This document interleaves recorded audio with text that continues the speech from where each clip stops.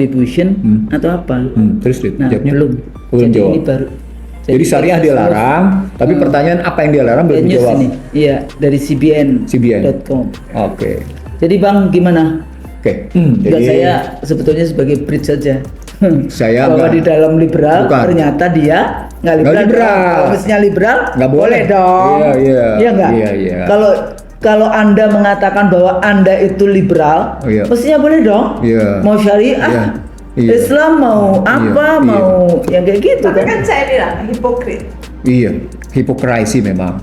Dan hipokrisi itu aplikasinya salah satu strateginya dengan desepsi. Desepsi. Jadi orang-orang yang desepsi pasti hipokrisi. Pasti. Ya, gitu. Bisa dipastikan. Jadi jangan diikutin ya. Para aktor. Bagus tuh kalimatnya. Saran jangan diikutin. Paling tidak hari ini kita bisa menyampaikan kepada pemirsa bahwa format kemunafikan itu pasti dilakukan dengan desepsi. Dan terlampau banyak seorang Indonesia yang menerapkan format desepsi yang pada hakikatnya berarti Munafik. munafik. Saya pikir itu Simpulan yang mudah-mudahan sederhana sekali. mudah-mudahan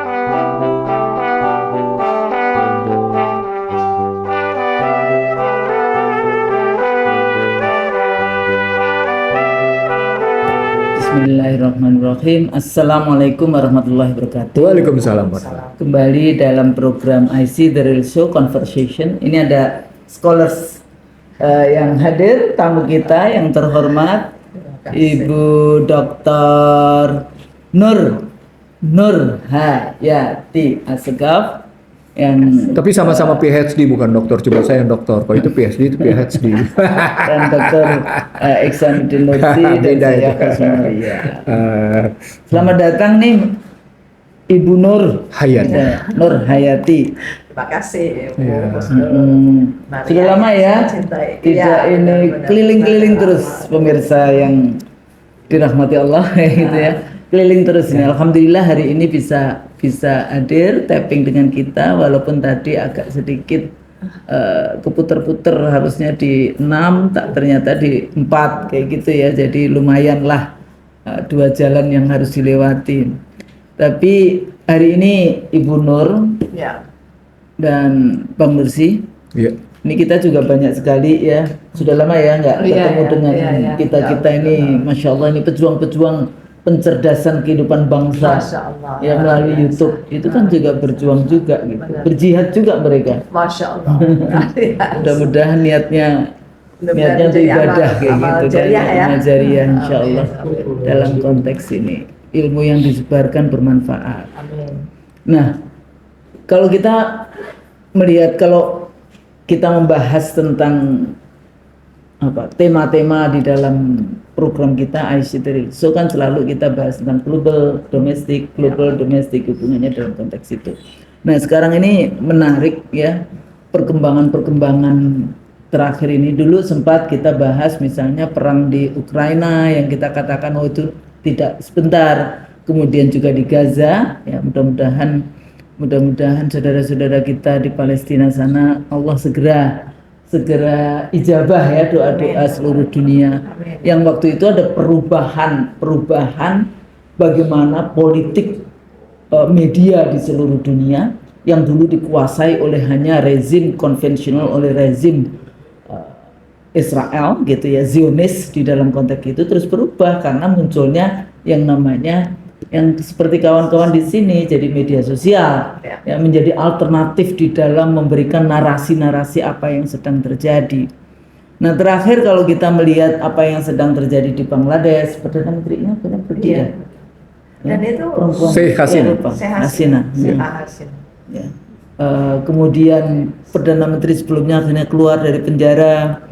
Apa yang juga terjadi di India, di Pakistan, Bahkan di Inggris.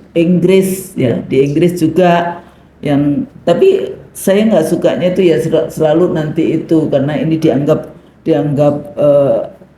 right wing riots gitu ya. Jadi nanti right, tapi termasuk juga biasanya kalau agama itu dimasukkan right wing riot kayak gitu kan. Agama, gerakan-gerakan demonstrasi yang ada itu selalu kerusuhan sayap kanan. Ya, kerusuhan sayap kanan dan agama dimasukkan Kan di dalam pigeonhole sayap kanan itu. Nah, padahal itu nanti ada the radical. Itu ada mananya Ustaz. Apa? ambil jarak antara pemerintah dengan agama. Itu aplikasinya. Akhirnya the separation between Ambil- state and church. Ambil jarak Ya, antara agama sama karena dikasih label riot kan. riot kan. Gitu. Right wing riot itu sebenarnya konsepnya adalah pemisahan antara negara dengan gereja, antara negara dengan agama. Iya, betul. Itu konsepnya, aplikasinya, maka mereka menggunakan terminologinya menjadi seperti itu. Nah, tapi kita nanti juga tidak hanya bahas tentang internasionalnya. Kalau kita Iya. selain kita bahas juga apa yang terjadi di UN, ya di UN yang baik itu General Assembly maupun di Security Council, kemudian apa yang terjadi di Belanda, ICC, ya kan? Terus apa juga yang terjadi di parlemen? Bagaimana parlemen dunia hari ini juga tentang isu-isu Palestina misalnya di dalam konteks itu. Nah, balik lagi kepada perkembangan ini karena Ibu Nur Hayati, Dr. Nur Hayati ini kan baru Baru pulang dari Jenewa. Jenewa dari Turki. Sebelumnya cerita Turki. dong, cerita Waduh. cerita. Jadi apa ini yang apa namanya isu-isu global yang sekarang yang kemarin dilihat langsung, bertemu langsung dengan kawan-kawan human rights, ya, isu human rights atau apa? Ada beberapa isu ya, ada isu ya yang sekarang terjadi itu tentunya masih yang menghebohkan dalam hal ini yaitu demokrasi, perananya dengan ekonomi dan keamanan kan gitu, politik dan ekonomi. Nah itu di internasional itu kan begitu ya Pak Husnul ya, Bang Nursi. Karena sekarang ini kan tidak bisa lagi kita bicara bahwa kita sendiri kok, we are global community, kan begitu. Ya sudah nggak ada lagi bicara bahwa ya itu kecuali Korea Utara masih bisa berani ya masih bisa. Tapi kan kalau kita sebagai negara apa namanya negara terbuka ya dengan semua paham ada di sini kan teori-teori internasional, hubungan internasional itu kan ada baik liberal, baik independensi, interdependensi, baik konstruktif dan lain sebagainya itu ada di Indonesia semua kan begitu. Tapi yang benar-benar dipegang itu sebetulnya yang mana. Nah, oleh karenanya kemarin itu seru banget karena kan kejadian di dunia macam-macam ya. Sampai yang bursa efek anjlok sebentar itu kan sampai itu terus isunya apa ini kenapa gitu kan? Apa karena kan Ismail Haniyah tokoh Hamas meninggal gitu kan, terbunuhnya Ismail Haniyah gitu kan, terbunuhnya Ismail Haniyah yang membuat semua orang merasa bahwa ini gak ada etikanya gitu kan, bahwa ini dibunuh tidak dalam peperangan kan begitu di Iran. Nah itu cukup mengusik tidak hanya orang Islam gitu maksud saya, karena ini kan peperangan ya. Kalau di Ukraina, perang antara Ukraina dan Rusia kan beda sekali ya dengan peperangan antara Israel dan Hamas, Israel dan Palestina, karena kan Hamas dan Fatah kan sudah menyatu sebetulnya, gitu kan, Israel dengan Palestina pada dasarnya Palestina, ya, walaupun Palestina, representasi Hamas sekarang yang paling terlihat di permukaan. Iya betul, tapi mereka kan sekarang ini sudah bergabung, sudah menyatu sama-sama Palestina. Gitu. Nah kemudian apa yang terjadi tadi ditanyakan itu, Eropa ini kalau Barat ya artinya Amerika dan Eropa ini cuma concern mengenai Ukraina kan gitu, Ukraina dan Rusia bagaimana menghentikan. Padahal sementara di dunia ini kan kita sudah sebetulnya tidak hegemoni lagi kan, tetapi kan teori hegemoni itu kan masih terus dipertahankan gitu ya. Nah sekarang tinggal hegemoni mana yang yang bisa di atas benar-benar, karena kan peperangan antara Cina dan Amerika ini sudah jelas ya, dan itu di dunia internasional selalu kan dengan apalagi dengan perubahan kebijakan politik luar negerinya Cina, yang tadinya Cina itu dengan Sustainable Development Goals, yang tadinya Cina itu sangat dianggap sebagai sangat polutif ya kan, polusi, tiba-tiba muncul dengan green ekonominya, muncul dengan sustainability-nya, muncul dengan climate change di mana dia mempertahankan green semua gitu kan. Jadi ini cukup menarik dunia gitu, karena ternyata kan dibutuhkan teknologi dan lain sebagainya, di mana Amerika yang tadinya merasa nomor satu di ini, tetapi ternyata leading di Cina mengenai green economy, sustainability, electric vehicle, dan lain sebagainya. Ini kan produksi Cina itu, Mbak Husnul, Bang Iksan. Jadi ini cukup membuat ada pergeseran gitu kan. Tapi kan kelompok Barat sendiri dengan, maksud saya ini Eropa, Amerika, Inggris, kemudian meskipun Inggris sudah keluar sudah Brexit ya, tetapi tetap saja kan Kanada gitu kan, ini kan tetap menyatu mereka. Nah, perubahan-perubahan ini kemudian menyebabkan lumayan juga gitu, karena kan banyak sekali terjadi misalnya begini, ketidakstabilan ekonomi di mana-mana, apalagi dengan kemudian terjadinya riot atau reformasi ya istilahnya apa bagus di Bangladesh. Di mana Sheikh Hasina ini tadinya kan terbang ke India, terus menurut berita India nggak terima, tidak menerima begitu kan, kemudian banyak juga yang dibunuh ya, 300 yang meninggal. Yang pertama 180. Pimpinan-pimpinan partai juga termasuk, bahkan di beberapa tokoh utama dari partainya Hasina pun termasuk dibunuh. Ada 20 orang yang dikorban. Jadi dari kelompoknya Hasina pun mati 20 orang lebih. Nah, terus kemudian yang mengambil alih kan militer gitu kan. Ya, padahal kan Hasina ini ayahnya dulu yang memecah antara India, Pakistan dan Bangladesh, gitu kan? Itu kan ayahnya. Pakistan Timur dan Pakistan Barat. Pakistan Timur jadi kan? Bangladesh. Iya kan? Dan itu sejarahnya kan begitu. Dan Sheikh Hasina sempat berkuasa 15 tahun kan? 15 sejak 2009, betul? Iya, 15 tahun. Betul sekali. 15 tahun. Ini yang keempat kali. Sudah terpilih Januari kemarin. Iya, sudah terpilih. Makanya mau ke 20 tahun kan, jadi marah buat rakyat. Kemarahan ini bukan karena itu. Kemarahan karena dia memberikan kuota 30% bagi para pejuang untuk PNS. Iya. Di tengah yang namanya pengangguran sudah sampai pada level 19%. Tinggi sekali. Tapi ini juga menurut saya nggak tahu menurut analis saya Pak Nursi sama Mbak Husnul ya.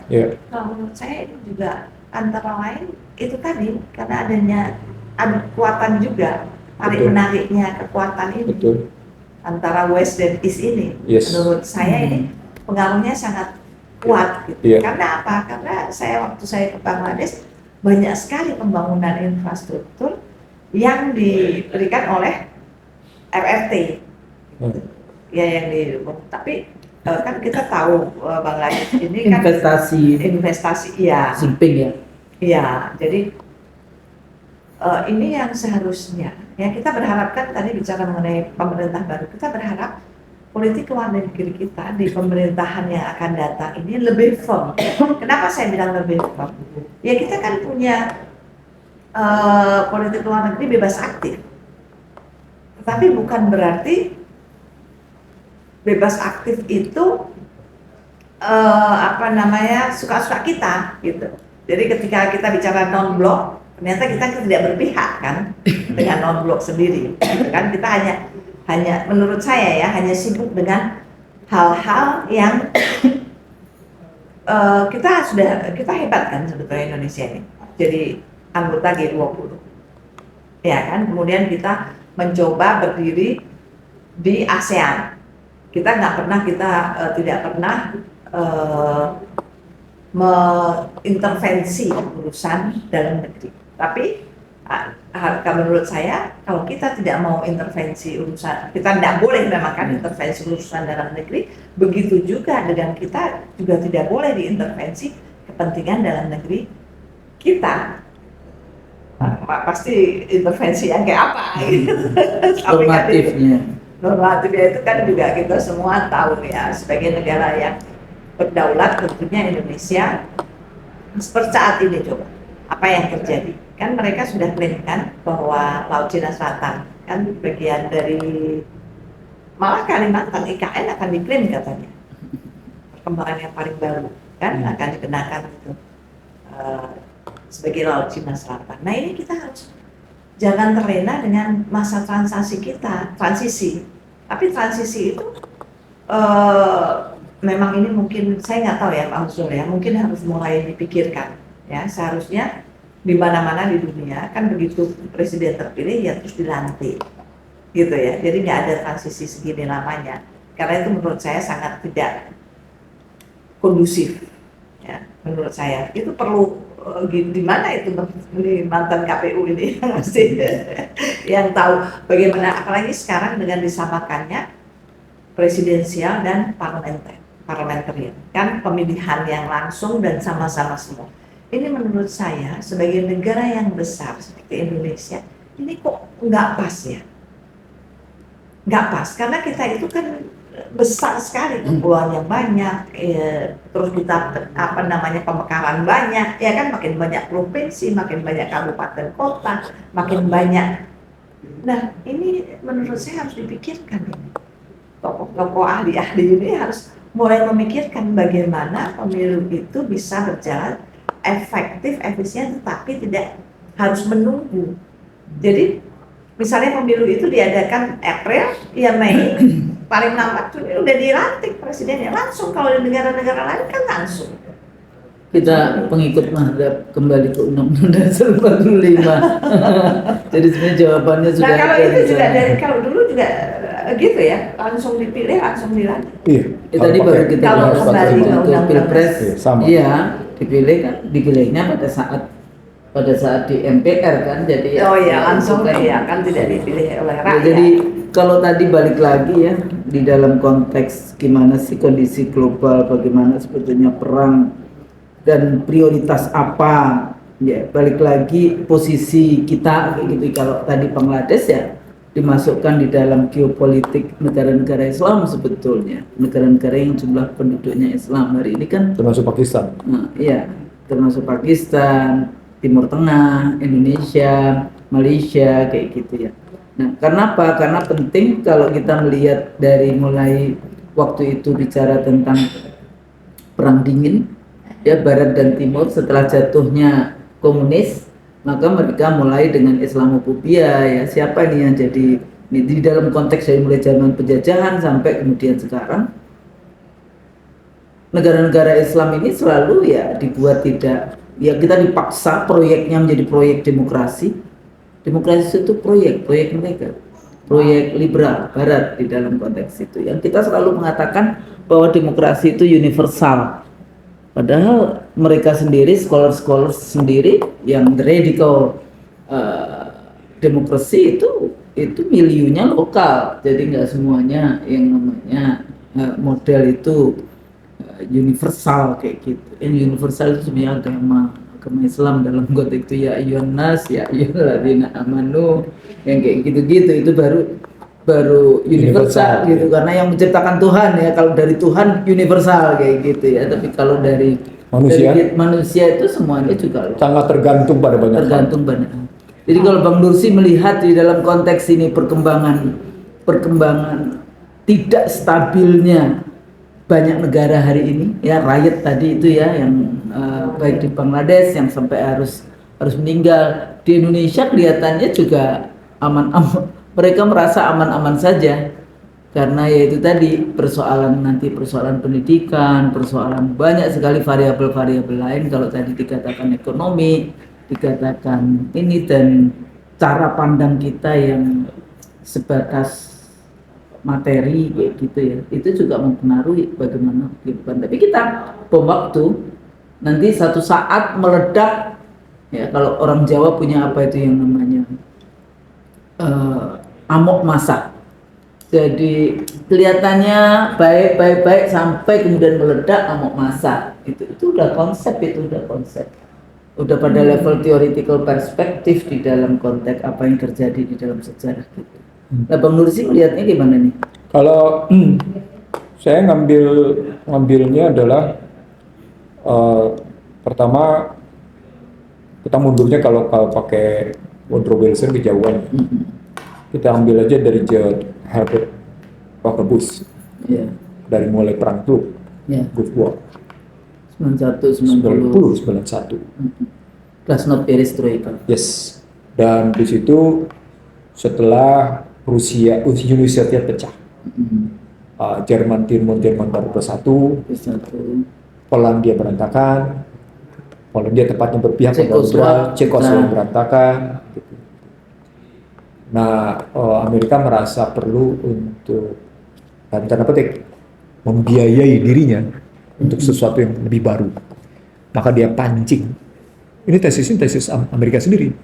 Dia pancing Irak menyerang Kuwait. Muncullah yang namanya perang Teluk, Gulf War. Tapi justru seketika Amerika bisa menyatakan Irak selesai. Karena Irak kalah. Tapi justru ketika Irak dinyatakan kalah dalam posisi menghadapi Kuwait atas backup Amerika, justru saat itulah terpancing Amerika menyatakan the clash of civilization. Itu riwayatnya tuh. Itu riwayatnya begitu, Snul. Dan itu memang artikel pertamanya di era itu, Snul. Baca di buku tahun 96. 96 bukunya. Tapi artikel pertamanya tahun 91. Gitu ya.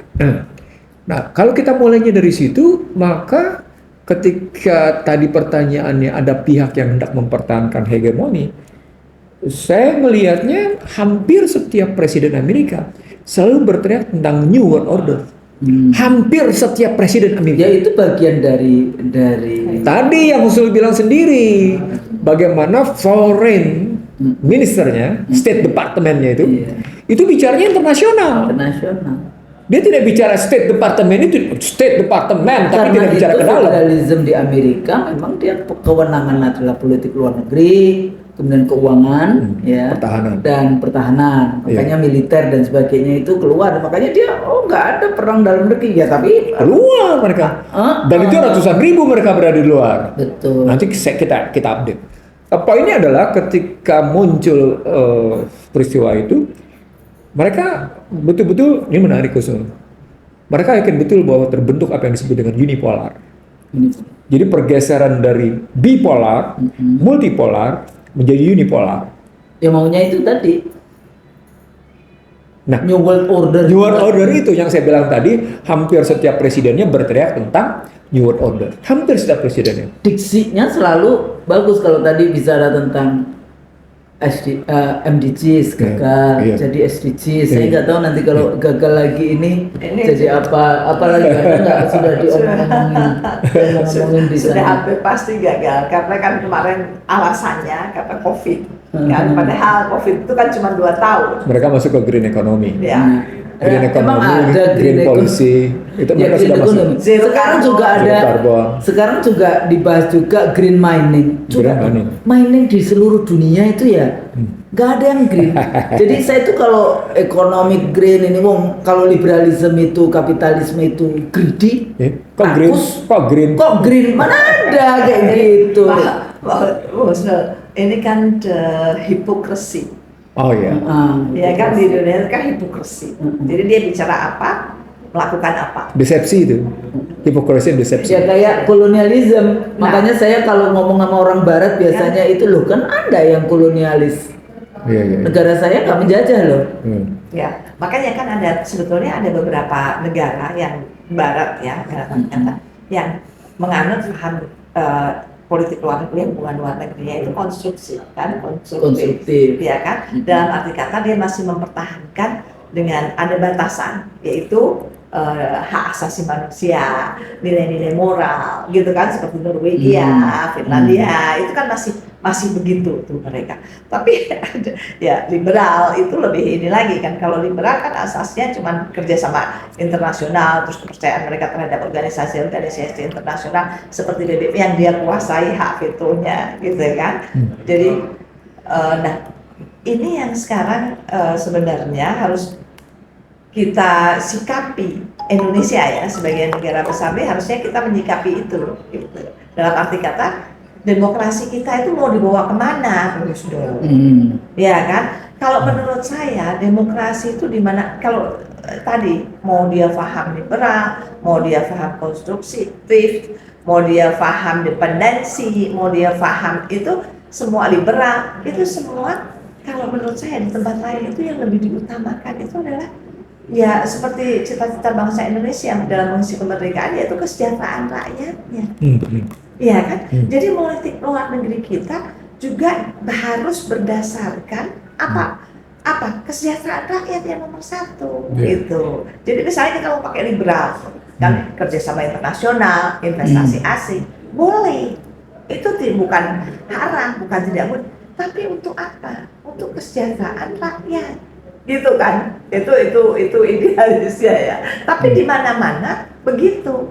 Kalau mereka katakan bahwa saya dengar waktu Pak Prabowo di interview sama Bloomberg itu, Pak Prabowo sebagai jenderal ya, semua saya kira dengar agak dipojokkan karena beliau jenderal gitu kan, militer gitu. Tapi dibilang nanti kamu akan melakukan proteksionis dong, proteksionis gitu kan, proteksi. Terus kata Pak Prabowo bilang, apa salahnya dengan proteksi?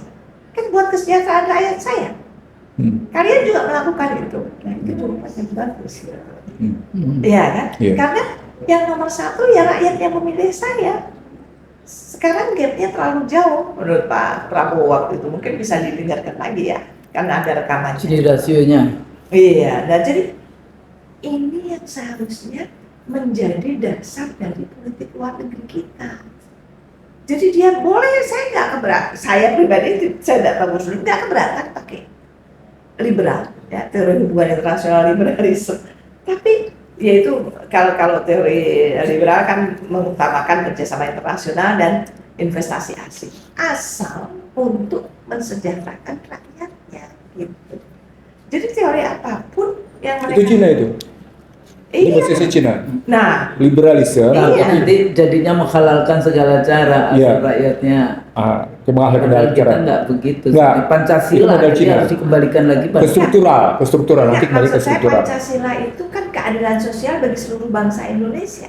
Iya. Ya kan, kemakmuran rakyat yang kita jaga. Nah, maksud saya itu dasarnya. Kalau liberal itu Bu, di dalam market center paradigm itu dilepas. Justru negara fungsinya menjadi sedikit. Jadi kalau dulu negara berfungsi sebagai penjaga malam, ya dalam liberalism juga negara itu nggak boleh intervensi, diberikan kepada private. Nah itu liberalisme. Ujungnya yang di sana adalah sosialisme. Ya, jadi di mana negara heavy state kayak gitu ya. Jadi negara intervensi. Kalau di liberal sedikit mungkin negara nggak boleh ngikut, termasuk tadi proteksi, termasuk dan sebagainya. Makanya kenapa Pancasila itu menjadi ke tengah di dalam konteks kita bicara tentang peran negara ya di dalam konteks ini. Karena negara liberal itu ya model kayak Amerika. Sebetulnya di dalam konteks yang public private gitu ya, private bahasanya the private lead public. Jadi yang namanya private korporasi lah itu yang kudeta korporasi. Ya, kudeta korporasi. Itulah yang kemudian berkuasa di dalam negara, itu liberalisme. Demokrasi korporasi. Ya, tapi menarik Mbak Husnul, ketika kita bicara liberalisme dengan teori yang tadi, coba kita lihat Amerika. Yang Mbak Husnul tadi bilang sangat liberal dan lain sebagainya. Apakah benar negara tidak intervensi untuk kesejahteraan rakyatnya? Ternyata rakyat itu semua ya dapat social security kok. Ya itu makanya disebut maksud saya namanya constitutional capitalism kayak gitu ya. Jadi state welfare state capitalism. Jadi bahasanya kayak gitu. Ya. Bahkan tambahan. Tapi pada saat yang sama bukan berarti kemudian yang diambil untuk sebetulnya Amerika ya, isu kesehatan, isu pendidikan itu rakyat itu hidupnya itu dicekek. Betul. Dengan betul. Tadi homelessness yang saya cerita. Riba yang bank membiayai pendidikan, itu kesehatan. Baru kemudian Obama yang tanda tangan tentang undang-undang kesehatan. Obamacare istilahnya. Itu lima rezim berkuasa dari sejak Clinton sampai Obama, baru kemudian ditandatangani. Karena mereka nggak mau, mereka maunya adalah rakyat itu dicekek dengan utang lewat asuransi. Nah, berarti kan bagus ya bahwa ada presiden yang berani melakukan itu. Iya, setelah 250 tahun. Nah, maksudnya masa kita harus nunggu segitu lamanya kan? Makanya liberalisme itu nggak ini. Jadi kalau saya lihat di Barat itu, tapi sekarang kita pakai semua. Ya justru gini loh, hati-hati di dalam kita importing model. Ya kan? Itu kan kita mengimport model. Kalimatnya bukan import. Apa? Kita membuka diri di invasi. Enggak, kalau academically speaking di dalam disertasi importing model. Jadi strukturnya bagaimana? Iya. Bagaimana kekuasaan itu, di mana letak power core dari kekuasaan itu, sehingga yang tadi saya sebutkan the private lead public itu kalau di Amerika begitu. Kalau HGU 190 tahun itu importing model atau menyediakan diri invasi? Oh ya, termasuk importing model kan invasi. Iya. Kan mereka penjajah. Iya. Nah, balik lagi dalam kancah internasionalnya. Kalau Prabowo ada dua statement yang menarik. Tapi saya nanti langsung kita breakdown ke Indonesia. Kita baca dulu internasionalnya. Kalau kita ambil dari beberapa buku yang berkembang, textbook yang mulai berkembang, kajian-kajian mutakhir yang muncul, kita sudah menggunakan istilah accumulative war sebagai hybrid war. Sudah kita pakai itu dalam beberapa kali diskusi kita gitu. Apalagi kemarin Amerika sampai mengirim F-16 ke Ukraina, sehingga muncul berita Rusia terdesak dan beberapa wilayah strategis Rusia berhasil diambil alih oleh yang namanya Ukraina. Kesannya Ukraina sudah berhasil mendesak Rusia dan glory gitu dengan posisi itu, karena F-16 memang sudah memberi manfaat itu kesannya. Tapi pada saat yang sama kita ngelihat resesi di Uni Eropa berkepanjangan. Jadi yang disebut dengan resesi dalam tesis akademik adalah dalam 2 semester berturut-turut dia menurun. Dalam 2 kuartal. Kalau dalam semester namanya krisis. Tapi kalau dalam 2 kuartal dia namanya resesi. Nah, sekarang kita lihat dia sudah kena Jerman, dia sudah kena Prancis, dia sudah kena Inggris gitu ya. Pada saat yang sama homelessness sudah juga makin berkembang di mana-mana. Kita bisa lihat mereka akhirnya mulai memperbaiki struktur kebijakan keuangan yang nggak karu-karuan dengan menurunkan suku bunga, sehingga sekarang harga dolar di panggung internasional tidak terlampau kuat gitu.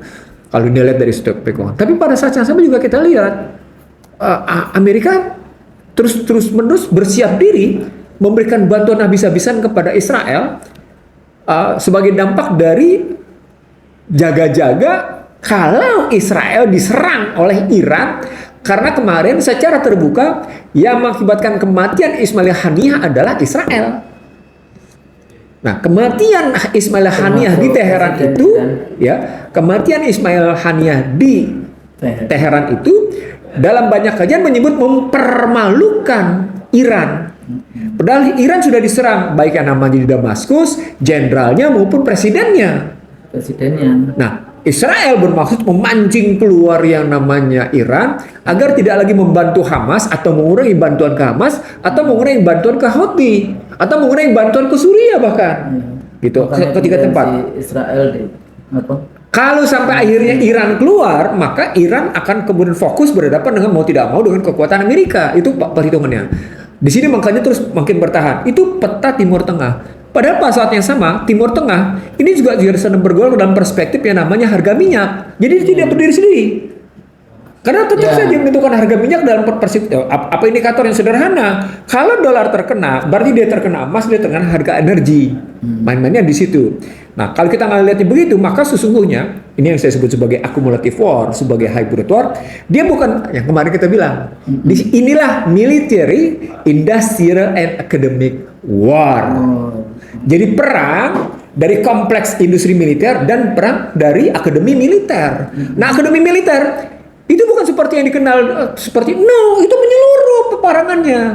Jadi melibat peperangan itu sendiri, bukan pertempuran loh. Peperangan. Memenangkan peperangan. Dan disebut dengan pemenang peperangan. Itu ya. Dalam perspektif geopolitik itu berarti sebuah wilayah yang mereka duduki. Itu konvensional pengertiannya. Tapi dalam konteks IT bukan itu lagi. Bukan siapa yang mendominasi dalam perspektif sistem. Dan kemudian data itu dipakai oleh siapa? Data senternya dikuasai siapa? Diamankan oleh siapa dan digunakan untuk apa? Itu. Ternyata ini juga mestinya ya Indonesia itu bisa mengambil. Singapura aja itu kayaknya sekarang ngomongin data center itu ya, Singapura itu moratorium dia. Amerika sebetulnya suka dengan Indonesia karena dia kalau yang dengan Cina dia nggak, yang ditaruh di Beijing banyak datanya juga bocor, ditaruh terus kemudian dipindah ke Shanghai dan akhirnya Jepang kan dengan ininya Jepang. Sekarang Indonesia persoalannya dengan Indonesia data penduduk kita semuanya. Kalau kita monggo dibocorkan, silakan diobrak-abrik. Itu kan tadi saya bilang mengundang diinvasi. Mengundang diinvasi. Jadi kalau data semua seperti itu. Yang kedua lagi yang menarik tadi ya, bagaimana Putin itu juga mengambil posisi sumber daya alam kan gas. Jadi apapun Eropa waktu itu ya Ukraina kan ternyata mereka juga negara-negara Eropa Barat, Jerman ya terutama tergantung juga pada Rusia kan di dalam konteks penggunaan energi gas gitu ya. Nah Indonesia itu kan punya banyak sekali gas. Kenapa kok dibiarkan gas-gasnya itu kebakar ke ini? Mestinya kan Enggak juga. pada saat perang Sekarang ini ya. perang Ukraina itu mestinya kita bisa menjadi pemain, ada katanya tadi di G20. Ngapain aja itu di G20? Kenapa tidak? Padahal kalau Uni Eropa tanda tangan tuh bisa 30 tahun itu impor gasnya dari Indonesia. Betul itu. Tapi nggak dilakukan. Nah kan dulu dilakukan sama Megawati jualan Nggak, gas. dulu jualan dilakukan gas oleh ke Soeharto. Megawati pernah menjualnya. Iya, tapi enggak ya Cina ini dalam konteks itu. Bu Mega. Nah, jadi kalau kita balik lagi ke situ, posisi kita udah nikel diambil, ini diambil, Emas hutan dihabisin, emas diambil, minyak diambil. Nah, jangan melebar dulu. Mari kembali lagi dalam kaca global. Belum selesai kita bicara. Karena kita mesti bicara Timur Tengah nih. Yeah. Kita mesti bicara Timur Tengah, Eropa. Kita belum bergerak ke kawasan keributan di kawasan Asia Timur, Asia Tenggara, bahkan kalau Cina Selatan. Indo-Pasifik mesti harus dicari. Indo-Pacific Economic Forum. Yang di dalamnya dituding oleh Cina sebagai upaya Amerika mempertahankan dominasi di kawasan Asia, khususnya Asia Tenggara. Dan itu terbukti bagaimana NATO ngebangun kantor baru di Jepang dan di Korea Selatan. Itu menarik sekali. Makanya kemarin kan kita kan ada juga kan parlemen mengadakan Indo-Pacific Parliamentary Forum kan. Setelah itu nanti next ini pemerintah Indonesia, makanya itu harusnya kan kita bicara global, harusnya itu kan dimanfaatkan sebaik-baiknya untuk kepentingan rakyat, untuk kedaulatan negara, bukan untuk yang lain gitu kan. Nah, sekarang kita juga Asia Afrika, mau ada meeting juga Asia Afrika. Saya nggak tahu ya Bang Ihsan Husnul ya, sebetulnya kita itu tahu gitu kalau kekuatan di Afrika itu kan sangat mengingat Indonesia gitu ya, sangat dekat maksud saya, tetapi kita kurang memanfaatkan itu. Bahkan setahu saya dulu itu Sudan itu kan bukan negara maju ya, negara, tapi dia membiayai, dia menyediakan banyak sekali beasiswa untuk orang Indonesia di Sudan, untuk sekolah di Sudan. Tetapi in Clinton nggak ada itu Indonesia. Sekarang memberikan, tapi sedikit banget. Jadi saya punya mahasiswa dari Tanzania, dari Pakistan. Itu setelah kita di DPR kita minta, ya kan memalukan sekali kan kita masa negara seperti Sudan yang dikenal nggak kaya memberikan banyak sekali beasiswa untuk anak. Mesir aja itu di Al-Azhar gratis. Iya. Nah kita itu mahasiswa Indonesia di Al-Azhar itu gratis. Nah kita tahu bahwa pendidikan di kita ini bukan merupakan nomor satu, padahal di mana-mana pendidikan itu kan nomor satu. Ya, pendidikan itu adalah pilar pertama dalam kesejahteraan rakyat, ya kan. Tetapi kita coba lihat sampai hari ini saja, bagaimana justru ditempelin atau diberikan ya nggak benar. Jadi misalnya yang diurus apa? Pemberian kontrasepsi. Saya nggak ngerti cara berpikir. Anak sekolah.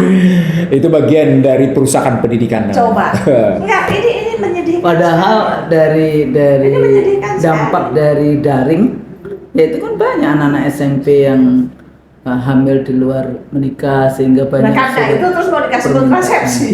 Permintaan orang tua untuk menikahkan di bawah umur sesuai dengan undang-undang perkawinan, yaitu karena balik lagi budi pekerti, akhlak dan Akhlak mulia istilah. akhlak mulia itu tidak mendapatkan Oke, pendidikan. saya balik lagi karena sudah masuk lagi ke terjemahan Indonesia. Saya balik lagi ke Pasifik. Saya ingin mengingatkan Bu Husnul, Bu Nur, Indo-Pasifik itu kata ganti dari kegagalan Demokrat menggagas Trans-Pacific Partnership. Kalau untuk kawasan Atlantik, kalau APEC dia cuma sekedar forum kongko-kongko, ya, kongko-kongko di kawasan Asia Pasifik. Tapi kalau Indo-Pasifik dia memang kata ganti dari Trans-Pacific Partnership yang digagas oleh Obama, gitu ya, dalam rangka ngebangun blok-blok perekonomian, gitu. Nah, TPP-nya ditengarai oleh berbagai kalangan sebagai makin lancarnya kudeta korporasi. Jadi di beberapa kajian yang muncul, trade and investment di partnership di NATO di Atlantik itu juga dilihat sebagai ini nggak bisa, ini ada problem besar. Problem besarnya adalah dia membuka jalan bebas tanpa hambatan bagi kokohnya korporasi-korporasi global menguasai Atlantik dan Pasifik. Itu diprotes habis-habisan di kawasan Amerika. Dan kebetulan kasus Amerika dalam menghadapi Cina itu memang tidak menemui jalan keluar yang menguntungkan bagi Amerika. Mereka surut. Mereka munculkan gagas baru dengan nama Indo-Pacific Economic Forum. Untuk militer, mereka bikin Indo-Pacific Militer, segala macam muncul di situ. Nah, Indo-Pacific Militer itu yang November tahun lalu ketika Bowo bilang, "Your enemy is not my enemy," kata Bowo, ngomongnya begitu waktu dia pidato di itu, yang kemudian memancing para petinggi militer Cina dan Washington itu saling berdebat keras akar-akaran di Singapura di Hotel Shangri-La itu, gitu ya. Nah, yang menarik dari pergeseran ini menyatakan sesungguhnya kelihatan cerita Asia Tengah, cerita Asia Timur yang terfokus kemudian pada Asia Tenggara. Kan kalau di era Obama kita selalu ingat ada East Asia Summit. Ya, ingat ya? East Asia Summit yang merasa sebagian negara terganggu karena penempatan 25.000 pasukan marinir di Australia. Sehingga dipindahkan ke kawasan enggak Timika, kawasan itu dalam rangka menguasai Laut Cina Selatan. Cina Selatan dalam rangka itu gitu, dan itu dinyatakan oleh namanya Martin Natalegawa bahwa kawasan itu terganggu karena penempatan 25.000 pasukan marinir itu, dan kemudian Martin Natalegawa ditegur oleh Obama di depan SBY gitu ya. Pemberitaannya baru muncul kemudian di Jakarta Post, padahal di New York Washington Post, New York Times sudah muncul beritanya. Tapi poinnya adalah ada pergeseran menarik secara global ketika kita melihat Cina yang bukan saja melakukan peperangan perekonomian, perang dagang iya, perang nilai tukar iya, perang ICT iya, perang ekonomi iya, perang SDM, perang manusia iya juga di situ. Migrasi. Yang kita bilang connectivity war. Yeah. Oke. Nah, sekarang kalau kita melihatnya begitu, maka bisa kita lihat sekarang. Oh, ternyata 2008 itu berdampak panjang. Itulah disebut pada periode Black Monday 24 Agustus 2015 disebut di situ berakhirnya era unipolar menjadi multipolar. Tapi itu pun nggak lama kemudian karena dia hanya berhasil memukul segelintir negara, dalam hal ini cuma Rusia dan Cina, dan Cina juga tidak terlampau terpukul. Mereka bilang the end of hyper multipolar. Jadi berakhirnya juga era hyper multipolar. Kenapa? Karena Cina serta-merta ngebangun sistem pembayaran sendiri. Rusia serta-merta membangun sistem pembayaran sendiri. Muncullah BRICS mulai. Di bersamaan dengan kemunculan Belt and Road Initiative. Artinya kancah peperangan ini masih berlanjut. Jadi perang militernya oke, perang ekonominya oke, perang ICT-nya oke, perang dagangnya oke, perang nilai tukarnya oke, berlanjut semua terus-menerus. Baru kemudian kita tanya, Indonesia di mana ya? Indonesia tidur. Jadi Indo-Pasifik misalnya yang itu ekonomi, yang lewat di choke points Malacca Strait aja, itu ekonomi 40 sekian % ekonomi dunia itu di situ. Makanya kenapa Singapura, Cina juga sangat berkepentingan kan dengan Malacca Strait. Tapi kalau tadi dikatakan apa namanya kondisi bagaimana dunia, sebetulnya kan ya sejak Tordesillas Zaragoza. Zaragoza dan Oke, Tordesillas. saya terusin Husnul karena Husnul bicara choke point di Malacca. Saya mau menginformasikan gini Husnul. Cina sadar bahwa sesungguhnya penguasa Selat Malaka adalah Amerika melalui Singapura dengan cara menempatkan Paya Lebar sebagai pusat untuk pengisian logistik bagi armada ke-7.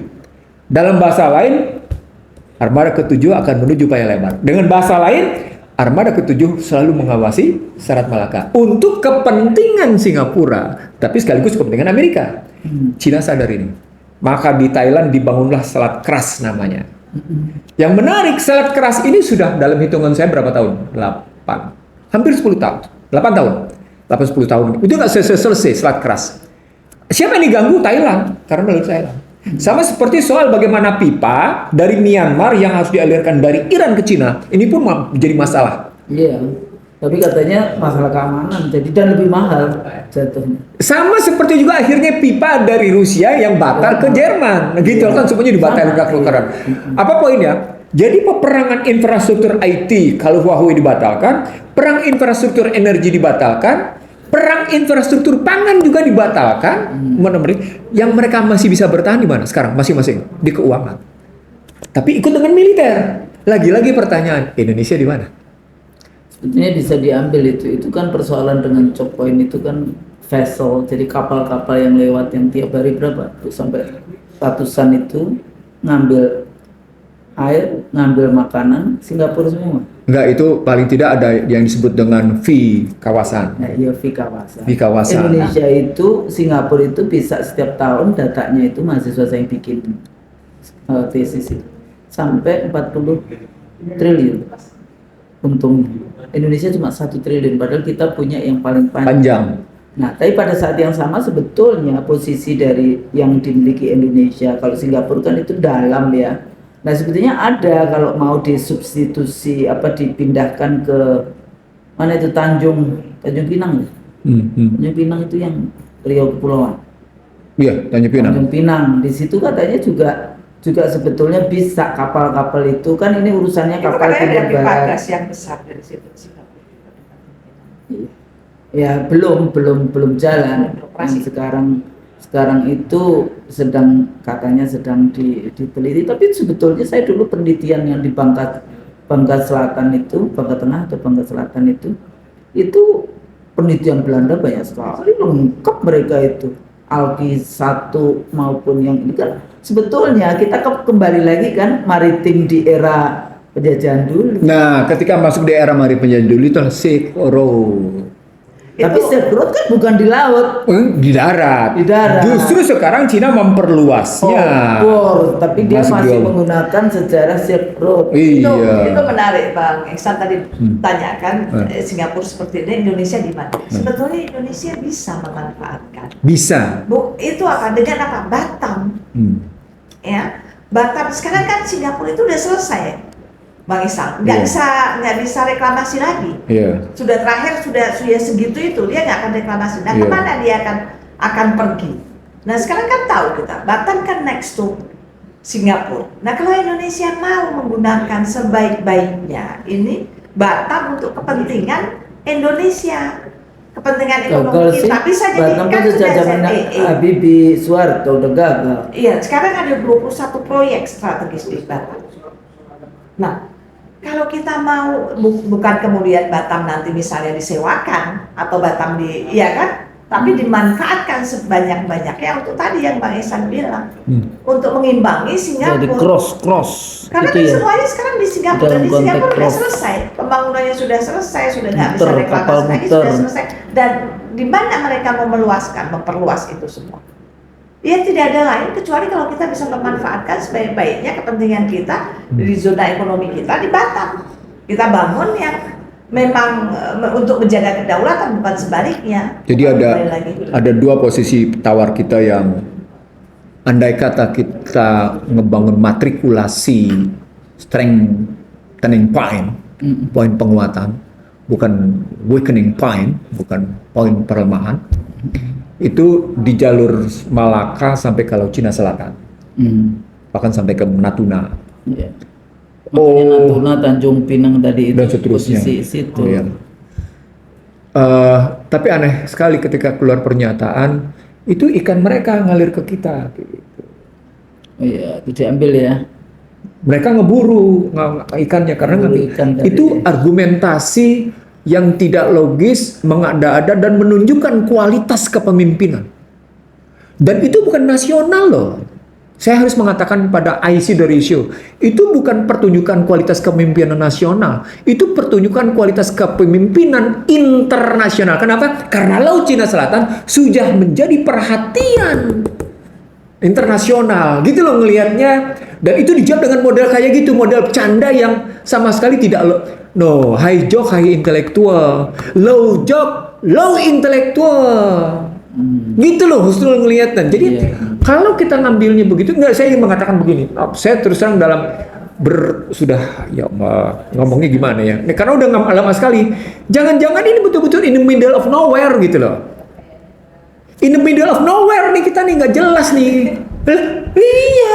Ya, tadi kan Bang Ihsan bicara tentang Bang Husnul juga, Bu Husnul juga bicara tentang bagaimana Cina, ya SDM-nya Cina. Coba perhatikan, Cina itu sebelum apa selalu Cina ada di mana-mana.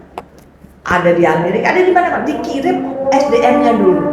Ya kan, awalnya pasti Cina itu mengirim sumber daya manusianya ke mana-mana. Di Afrika juga banyak kan, di Asia di mana-mana, karena penduduknya memang banyak. Kan padahal sempat mereka bikin kebijakan bahwa satu keluarga satu anak kan, tapi habis itu dilepas setelah itu. Ini menarik sekali kalau kita bahas sumber daya manusia. One child policy. One child policy itu kan pernah mereka unikan lama karena terlalu banyak. Tapi setelah itu mereka buka kembali, ya dengan apa? Dikirim lagi. Bayangkan kalau kita sempat, Bang Ihsan ingat nggak? Bu Nurul pasti ingat ya, Mbak Nurul. Waktu Mbak Nurul pasti Husnul pasti ingat, sorry. Ketika ingat nggak di Paris di mana-mana banyak sekali Chinese yang queuing di Louis Vuitton sampai diusir-usir sampai begitu kan, itu sebelum mereka begini meledak begini, karena mereka kan prinsipnya ya tiru apa ATM itu apa? Tiru, pokoknya dia ambil, dia tiru, dia pasarkan, gitu, jual kan gitu. Tapi itu memang kenyataan dan mereka nggak ada itu bilang bahwa kayak kita sedikit-sedikit orang, ya ampun, kebijakan itu Bang Ihsan, itu sumber daya manusia. Kenapa mereka begitu? Karena mereka dilindungi oleh negara, begitu ya. Nah kalau kita baru saja persaingan usaha yang kecil-kecil di Indonesia, kita kan sering dengar ini sama ini nggak dilindungi, jadi lebih berpihak kepada yang lain bukan kepada warganya. Makanya saya sering bilang gini, kebijakan publik itu ya untuk publiknya siapa ya? Publik kita. Kebijakan publik itu semua dibuat ya untuk rakyatnya. Nah kalau Cina coba lihat dikirim sekarang berapa banyak coba yang masuk ke Indonesia, mereka turis, mereka kerja, mereka ini semuanya ada kan. Nah kalau kita nggak mencoba, kita kan jadi bagian dari dunia. Jangan kita cuman diam jadi penonton, tapi kita sudah aktif. Bagaimana kita, nggak apa-apa kok. Jadi kalau di dalam konsep mencontoh perspektif teori pendekatan, ya model liberalism ala Amerika itu juga negara yang tadi ya, negara juga protect their own interest di luar negeri. Nah, di dalamnya mungkin dia berantem ya antar para bandar itu, antar para oligarki ekonomi. Di luar negeri, kalau kita misalnya ada company Amerika yang investasi di Indonesia, maka yang tanda tangan setuju mereka nggak akan bangkrut, karena yang kalau sampai bangkrut itu Presiden Negara Republik Indonesia yang harus membayar. Jadi itu ada undang-undang, makanya kenapa salah satu dari dominasi kekuatan dunia seperti dalam bukunya John Perkins itu adalah Kongres, karena melalui Kongres lah itu pasal-pasal itu dibuat. Nah kalau Cina itu di pendulum satunya lagi, negara memang yang melindungi, tapi tidak hanya cuma di luar, juga di dalam. Makanya seringkali dilihat, oh iya bisnis ini, enggak, kalau di state center tetap negara yang berkuasa kayak gitu. Nah, kalau pakai pemikiran John Locke ya, yang mengatakan bahwa jangan berikan kekuasaan kepada komunis karena Tuhan aja dia nggak percaya, apalagi ini. Jadi dia merasa tidak ada limitation. Makanya salah satunya ya dia punya kebijakan apa aja kan nggak peduli. Nah, tapi saya ngambil contoh Husnul. Kebetulan saya tulis dalam buku saya Prahara Bangsa. Apa perbedaan Huawei dengan Toshiba dan Alstom? Apa itu? Perbedaannya adalah ketika Toshiba perang dengan IBM, ketika Alstom perang dengan IBM, IBM habis-habisan dibela oleh pemerintah Amerika. Yeah. Toshiba tidak didukung oleh pemerintah Jepang, Alstom tidak didukung oleh pemerintah Prancis. Akibatnya bukan sekedar habis itu Toshiba, bangkrut ya, berantakan. Alstom sama. Tapi bagaimana kalau kita bandingin dengan Huawei? Huawei di sebelah negara, infrastruktur yang dibangun oleh Huawei itu diperintahkan oleh Trump dibongkar.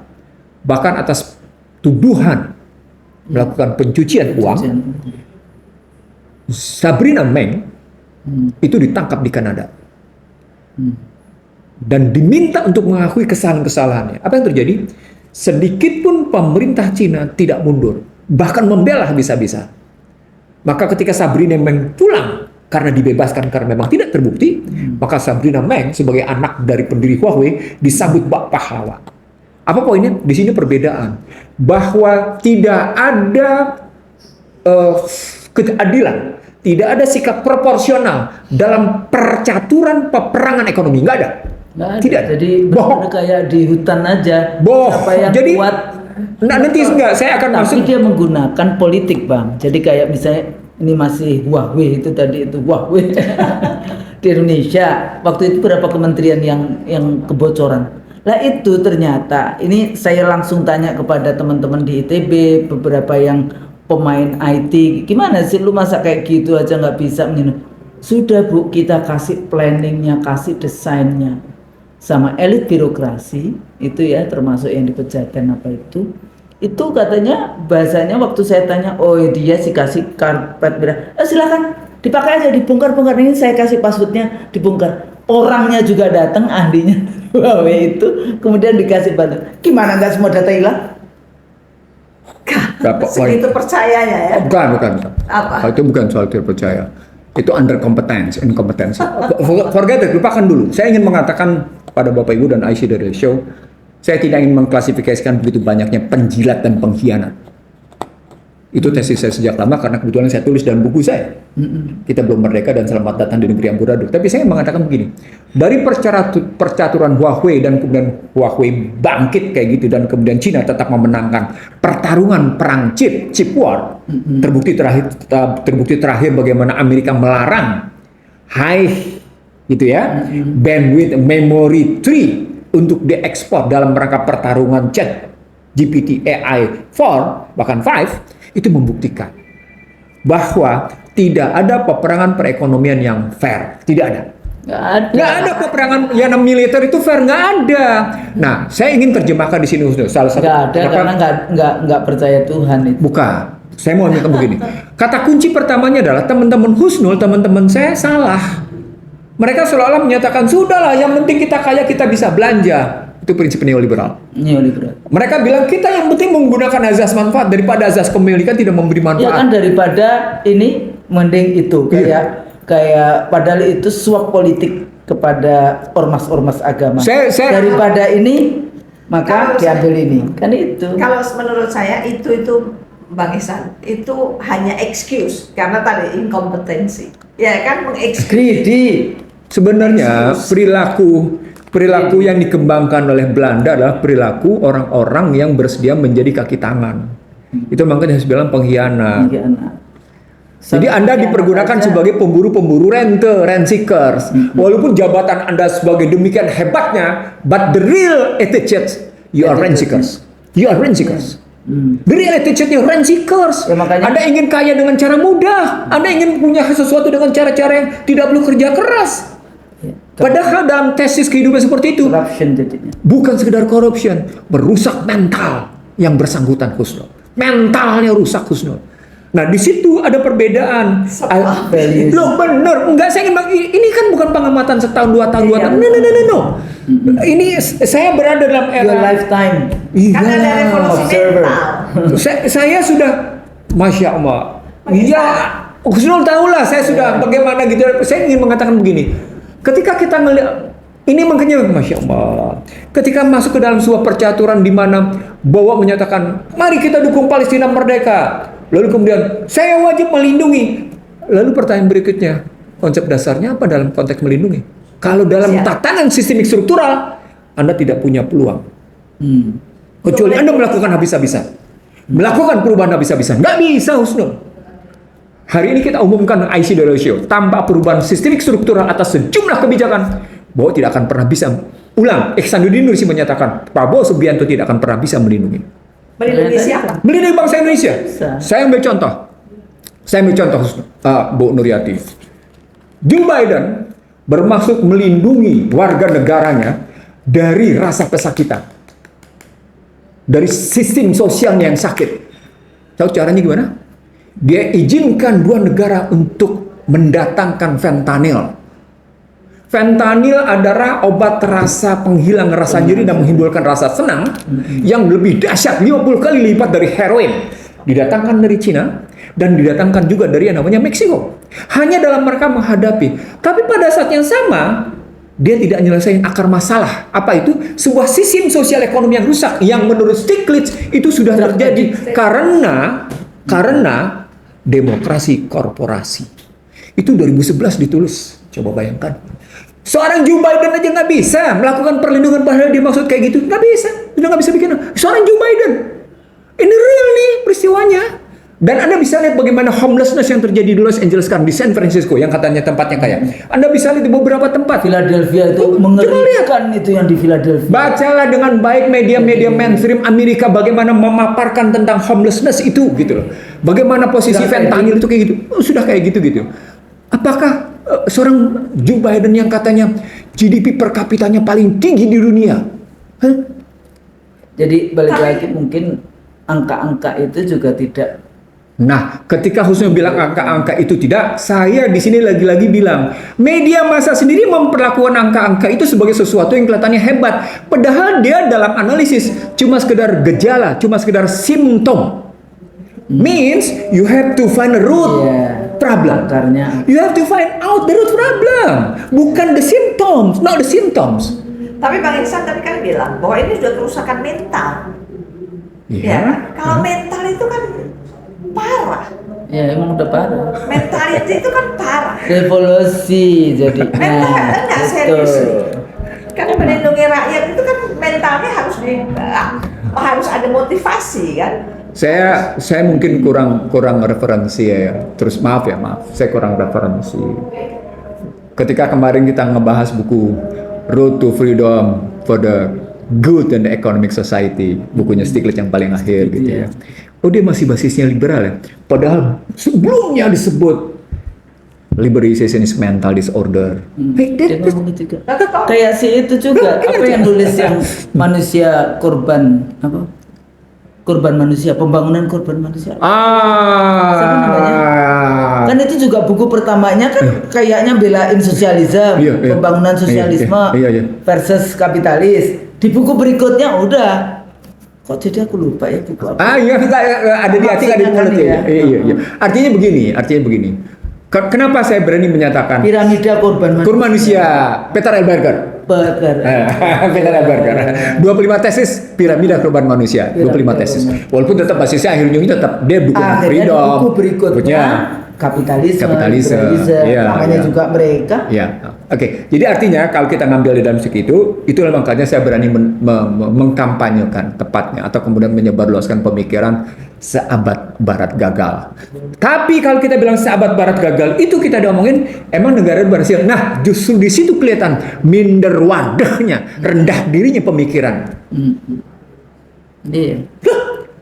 Misalnya kita selalu bilang, emang kalau di Tasik, iya, gue punya konsep, gue punya kritik, gue punya konsep.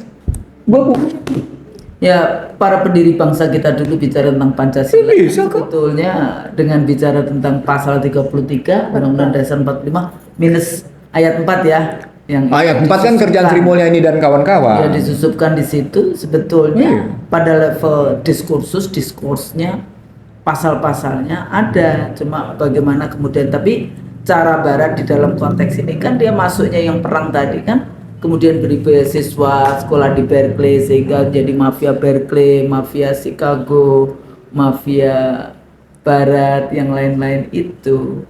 Itu yang saya sebut tadi, pengkhianatan, penjelatan. Tapi itu dia yakin sih. Jadi selalu mengatakan ini scientific proven. Siapa itu yang yakin? Ya. Orang-orang itu. Nah, sama seperti COVID kan? Kalau scientific proven itu kan harus ada. Sama seperti perdebatan antara Anthony Fauci ya dalam COVID kemarin dengan Donald Trump. Please trust the science katanya. Maksudnya dia percaya COVID, padahal Trump enggak, faktanya enggak begitu katanya. Makanya Anthony Fauci dipecat. Tapi begitu Biden terpilih masuk lagi. Itu contoh bagaimana pertarungan di Barat sendiri antara doktrin sains sama itu bisa berbeda keras. Kita nggak bisa tuh begitu, Husnul. Orang seperti Anda, orang seperti saya, maaf, orang disingkirin habis. Habis disingkirin. Jadi padahal kita kan sebagai negara. Obama, saya tidak mengagumi dalam perspektif bagaimana model kultur politik Barat, bukan. Bagaimanapun Gedung Putih masih memberlakukan yang namanya sayap kanan, sayap kiri untuk menerima masukan-masukan tertentu. Iya, kita kalau yang oposisi terhadap istana disingkirkan, dibuang. Kan jadi semuanya hanya ini bukan dalam rangka kita supaya dipakai. No, bukan. We are old already. Kita masih punya tugas-tugas untuk mencerdaskan. Ibu mau apa di kesimpulan? Ya, silakan. Nyampein apa? Luar biasa. Short. Ya, jadi buat tadi kan menarik sekali perbincangan. Jadi menurut saya saya juga mau bilang sama Pak Husnul bahwa Bang Ihsan, ya, buat saya itu yang paling penting adalah keberpihakan, mau itu di internasional, mau itu dalam negeri, mau itu apa, kepada kan Prabowo bilang mau melindungi bangsanya, ya kan? Siapa yang memilih? Rakyat. Rakyat itu siapa? Ya kita. Negara kan nggak ada kalau nggak ada rakyatnya. Iya kan? Negara nggak ada kalau nggak ada rakyatnya. Nah ini yang harus dipikirkan. Kalau kita nggak mulai berani mengambil sebuah apa istilahnya action, langkah-langkah yang pasti, ya nggak akan pernah terjadi. Jadi nanti akhirnya kita nggak mau kan semuanya tiba-tiba ada ini apa yang terjadi di Bangladesh, tiba-tiba ada yang terjadi di. Jadi itu tidak, ya harus semuanya karena ini rakyat sudah tahu kan 30.000 katanya per hari itu pun sudah terlalu banyak konsumsi household consumption ya, nilai beli ya kan, nilai beli. Nah ini kan sudah di bawah garis kemiskinan, bukan lagi di bawah. Masa kita mau menjadi negara yang seperti itu? Jadi buat saya, ayo, ini kita masih punya harapan, ya kita berharap bangsa transisi masih ada harapan. Oh iya. Ya mudah-mudahan. Kita selalu sebagai orang yang beragama tidak boleh putus asa. Nah, ada Bang Ihsan, ada Mbak Husnul, ada yang lain-lain, ya, dan saya yakin itu bisa kita lakukan. Ya, 5 tahun ke depan insya Allah jauh lebih baik. Ya, kita ambil pelajaran dari hari ini untuk menatap masa depan yang lebih baik. Itu saja dari saya. Ini aku menarik, ini saya lihat saya ngikutin blogging teologi ya. Ini ada berita dia tulis Texas to become the first American state to ban Syariah law. Terus ada yang nanya, what exactly are they banning? Mosque, prayer, fasting, hijab, beard, Doris to bride, finance without interest, riba kan berarti, inheritance distribution atau apa? Terus jawabnya belum jawab. Ini baru. Jadi syariah dilarang, tapi pertanyaan apa yang dilarang belum dijawab. Iya, dari cbn.com. Oke. Jadi Bang gimana? Jadi saya sebetulnya sebagai bridge saja. Saya bahwa di dalam liberal ternyata dia nggak liberal. Kalau misalnya liberal nggak boleh dong. Iya nggak. Kalau kalau Anda mengatakan bahwa Anda itu liberal, Oh, iya. mestinya boleh dong. Iya. Mau syariah, Iya. Iya. Islam mau Iya. apa, Iya. mau yang kayak gitu Tapi kan. kan saya bilang hipokrit. Iya, hipokrasi memang. Dan hipokrasi itu aplikasinya salah satu strateginya dengan desepsi. Desepsi. Jadi orang-orang yang desepsi pasti hipokrasi. Pasti. Ya, gitu. Bisa dipastikan. Jadi jangan diikutin ya. Para aktor. Bagus tuh kalimatnya. Saran jangan diikutin. Paling tidak hari ini kita bisa menyampaikan kepada pemirsa bahwa format kemunafikan itu pasti dilakukan dengan desepsi. Dan terlampau banyak seorang orang Indonesia yang menerapkan format desepsi yang pada hakikatnya berarti Munafik. munafik. Saya pikir itu Simpulan yang mudah-mudahan sederhana sekali, luar mudah-mudahan biasa. dialog percakapan kita. Oke. Jadi sekarang bahasanya kita percakapan kita. Iya. Percakapan para scholars ini Iya. bermanfaat. Amin. Kalau tentu saja terima kasih Iya. Ibu. Oh, Ya. Bu Nur Hayati, Melengkapi Masya Allah. Amin. Enggak dong, kayak gitu kan kita Iya. juga biar ada suara yang Iya. suara yang lebih cantik Iya. gitu kan. Iya. Kalau salah tentu saja kami mohon maaf. Amin. Assalamualaikum warahmatullahi wabarakatuh. Waalaikumsalam warahmatullahi wabarakatuh. Alhamdulillah.